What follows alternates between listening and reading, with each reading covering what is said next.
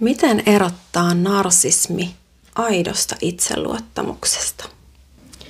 Yksi tärkeä keino tähän on tarkastella sitä, miten tämän ihmisen näennäinen itseluottamus vaikuttaa muihin ihmisiin.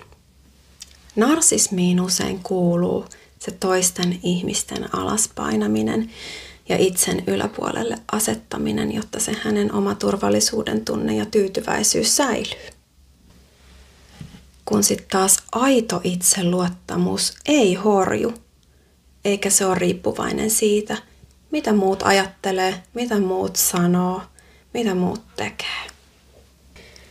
Aito itseluottamus on siis sellaista varsin selkeää, pysyvää käsitystä itsestä, kuka mä olen, millainen mä olen, eikä sen tarvitse heilua sitten sen mukaisesti, miten muut käyttäytyy.